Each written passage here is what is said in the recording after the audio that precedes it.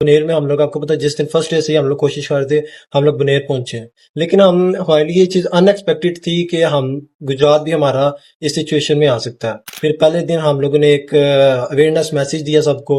तो आप पहले से प्रिपेयर्ड थे इसके लिए? Day 1, day 2, day 3, day 4, day 5, जब तक पानी का लेवल टोटली खत्म नहीं हो गया, हम लोग निकले। जो जो चीज उनको रिक्वायर्ड थी, पानी 5-5 फुट पानी के अंदर जाके हम लोग उनको प्रोवाइड करके आए हैं। इसके लिए फंडिंग वगैरह ऑलरेडी आपके पास थी, आप उसको यूज कर रहे थे कि मजीद भी आपने फंडिंग जो है वो करना स्टार्ट कर दिया? हम लोगों ने कोई स्पेसिफिक एरिया को नहीं टारगेट किया था, यानी कि जिधर फ्लड आ रहा था, जिधर निगलेक्टेड एरिया से ना, जिनको रिजेक्ट किया जा रहा था कि भाई जिन पे किसी का फोकस नहीं था, उधर हम लोगों ने जाना था कामयाबी से। ये अपने 5 दिन 6 दिन 14-14 घंटे ड्यूटी करके 15-15 घंटे, तो इसको कामयाब बनाया। कि फ्लड की सिचुएशन जो है गुजरात में बिल्कुल क्लियर हो गया है, गुजरात पानी बिल्कुल नहीं है। तो अब आने वाले टाइम में आप गुजरात के लिए किन किन एजेंडाज पे काम करेंगे? फेज 2 की तरफ हम जाएंगे, उसमें जो लोगों का नुकसान वगैरह हुआ है, हम वो ठीक है। कोशिश करेंगे जिस हद तक हम कर सकें वो पूरा करने की कोशिश करेंगे। इसमें राशन पे तो हमारा इतना फोकस नहीं है, क्योंकि इस तरह लोग राशन के आदी हो जाते हैं। कहते हैं हम प्रेफर करते हैं रोजगार की तरफ आए। अस्सलाम वालेकुम नाज़रीन, मैं हूं आपकी होस्ट कायनात शौकत और आप देख रहे हैं जीएनसी ग्लोबल चैनल। नाज़रीन, आज हमारे साथ जो गेस्ट मौजूद हैं वो हैं फाउंडर ऑफ सबीले राहत, जो कि गुजरात के लिए ऑलरेडी बहुत ज्यादा काम कर रहे हैं। उनका नाम है दानिश मजीद। आइए उनसे बातचीत करते हैं और जानते हैं कि उनकी फाउंडेशन ने और उन्होंने गुजरात के लिए फ्लड की सिचुएशन में क्या क्या काम किए। पहले हम लोगों ने स्टार्ट करना था बुनेर में। हम लोग, आपको पता है, जिस दिन फर्स्ट डे से ही हम लोग कोशिश कर रहे थे, हम लोग बुनेर पहुंचे हैं। लेकिन हमारे लिए ये चीज अनएक्सपेक्टेड थी कि हम गुजरात भी हमारा इस सिचुएशन में आ सकता है। फिर पहले दिन हम लोगों ने एक अवेयरनेस मैसेज दिया सबको।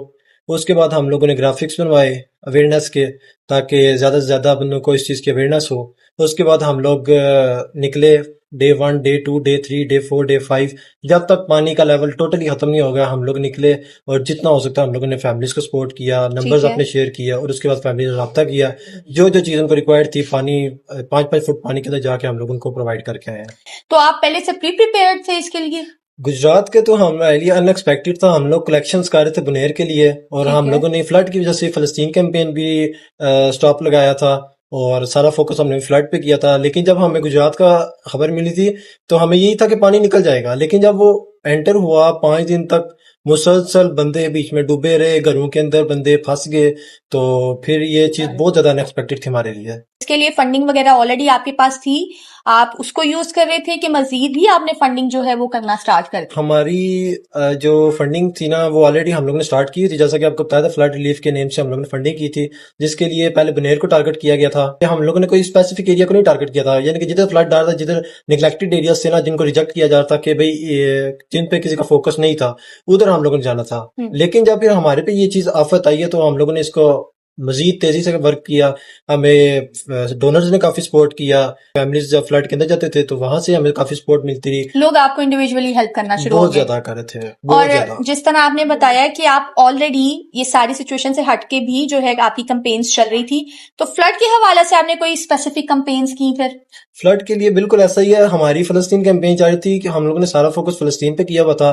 तो जैसे ही हमें इस चीज की खबर मिली थी कि फ्लड आ गया, तो हम लोगों ने फलस्तीन, पहले बनेर की खबर मिली तो हम लोगों ने फलस्तीन कैंपेन को स्टॉप कर दिया। उसकी काफी कलेक्शन हुई थी, लेकिन फिर हम लोगों ने इसको स्टॉप लगा के हम लोगों ने फ्लड पे फोकस किया, क्योंकि पहले हमारा पाकिस्तान है, ठीक है। उसके बाद फिर हमें जैसे ही खबर मिली, हमारा गुजरात भी आ गया इस में, तो फिर हमारी फंडिंग भी बढ़ी, और हमारे जो रेफरेंसेस और डोनर्स थे, उन्होंने हमें काफी सपोर्ट किया, जिसकी वजह से हम लोगों ने ये कामयाबी से ये अपने 5 दिन 6 दिन 14-14 घंटे ड्यूटी करके 15-15 घंटे, तो इसको कामयाब बनाया। फ्लड की सिचुएशन जो है गुजरात में बिल्कुल क्लियर हो गया है, गुजरात पानी बिल्कुल नहीं है। तो अब आने वाले टाइम में आप गुजरात के लिए किन किन एजेंडाज पे काम करेंगे? क्योंकि फैमिलीज तो काफी ऑलरेडी ये फ्लड की सिचुएशन की वजह से सफर किया है उन्होंने। मैम, अभी हम लोगों ने अपना फ्लड का, जब अर्जेंट बेस पे हम लोगों ने फ्लड का फेस 1 स्टार्ट किया था ना, ये हमारा फेस 1 था, जिसमें हम लोगों ने फैमिलीज को सपोर्ट किया, जो उनकी नीड थी उन तक पानी पहुंचाया, हर चीज पहुंचाई। अब हम लोगों ने वो 5 से 6 दिन का जो फ्लड का रिलीफ था, उसके बाद अब हमारा फोकस फेज 2 पे आ गया। फेज 2 में यह है कि फैमिलीज जिनका कारोबार तबाह हुए हैं, जिनका जो है ना स्टार्ट लेने के लिए अब दोबारा उनको जरूरत पड़ेगी। हम लोग उन फैमिलीज को वेरीफाई कर रहे हैं, ठीक है। उनको देख रहे हैं, उनको ढूंढ रहे हैं, उनको फिर सपोर्ट कर रहे हैं और अब उसके लिए कलेक्शन हो रही है।